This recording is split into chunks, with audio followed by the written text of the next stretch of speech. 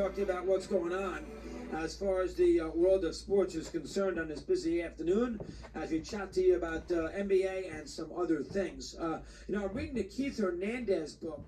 I am Keith Hernandez. Now, Adam had Keith, and I'm sure Adam didn't get a chance to read it. The book did not come out until this past Tuesday, and I had him on TV on High Heat. I got to work early to tape him because he did Adam at 11. He had a book signing at 12. So I came to work early that day to make sure we have him for the television. Keith, of course, the ex-first baseman of the Cardinals, won 2 championships, won an MVP. I mean, is a very, very good player. And I know Adam didn't get a chance to read it. I didn't get a copy of the book until the day he came in, which was probably Tuesday, right? I think it was Tuesday.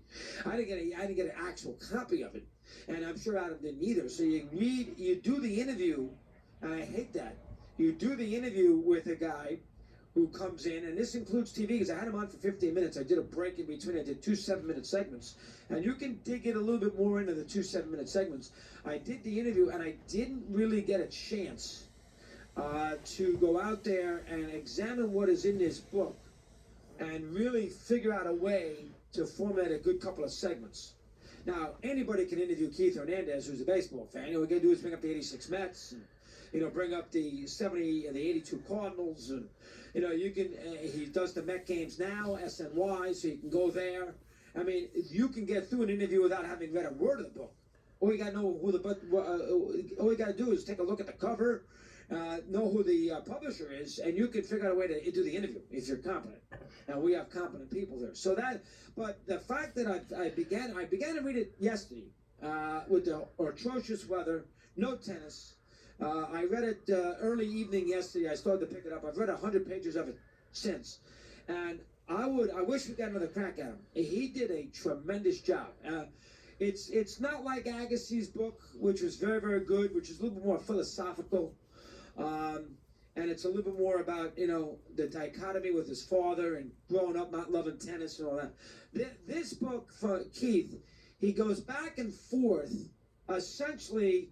Little League, 60s San Francisco, his dad and how much his father did a good job of constructing batting cages and coaching him in Little League. And he's got an older brother who was a good baseball player too. So it kind of bounces back from that period to his period there, in the 70s. It ends in 1980. So his period in the 70s where he is... Basically, he was drafted right out of high school, didn't go to college.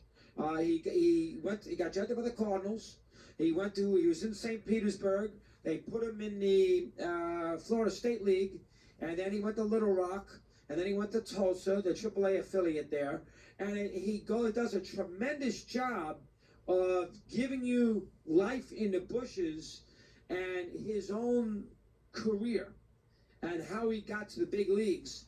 And self-doubt, and 15-hour bus rides. I mean, they would play a game, for instance, in Little Rock, Arkansas on a Sunday afternoon, and the next night they play a game 400 miles away. You've read those stories 1,000, Odessa, Texas. I mean, that kind of stuff. And you do a interesting scenario there with this book forward. And it's not a book that shies away. Keith says he took amphetamines in the minor leagues.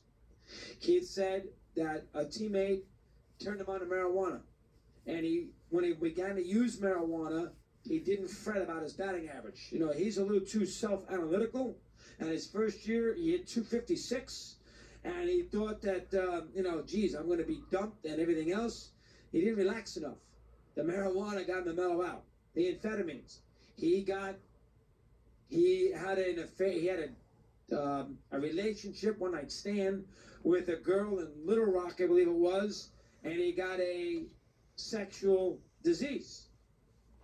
Cleared up, but he had a sexual disease. He talks about that.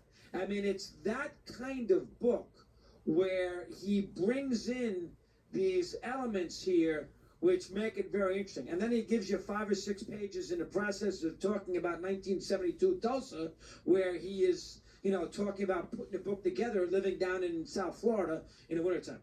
He did a tremendous job. A lot of those memoirs, you wonder, sometimes, you're not going to get a chronology, you're not going to get a, year by year look at the 76 Cardinals. You're not getting that. But it gives you enough baseball to keep you into it, and it gives you a lot of that. Welcome back to Guardian of Chaos, the YouTube channel, here for Chaos Corner. They faced The reason why Seaver. I'm posting these videos for different content, it's my second love, pro wrestling and baseball. But I'm currently reading Keith Hernandez's memoir, so I am in the process of reading this book that Mike and the Mad Dog are commenting on. Remember, fans, it was released in 2018. I am Keith Hernandez. Go out and grab it. Released in 2018, and here we are in 2024. Drop an elbow on that like button. Let me know what you think. How the hell did we ever get a hit? And the second time they faced Seaver is how the hell we were no hit. So it gives you enough baseball. But the life and times of a young player, 19, 20, 21, playing AAA with older guys trying to hang on, very, very interesting. And I'll tell you one other thing that I recommend reading is what I'm basically getting at. The other thing that's interesting is Bob Kennedy Sr., who had been in baseball for 35, 40 years. Bob Kennedy Sr. was the head of scouting or player development for the Cardinals, and he had not been playing very well, Seaver, Hernandez, in the minor leagues.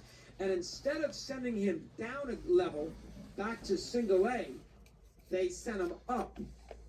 And the theory was, if you leave him alone and keep him in Little Rock and let him finish the year, he'll be awful and it'll end on a bad note. If you send him down, he's going to get demoralized, think he's not going to make it, and that's the end of him. Yet if you send him up, that will be the jump start, give him an adrenaline boost. He'll finish the year well, and away we go. Lo and behold, he goes to Tulsa, it's like 350 in 20 games. Fascinating. Did a hell of a job with it. Recommended. We continue. Mad Dog Unleashed.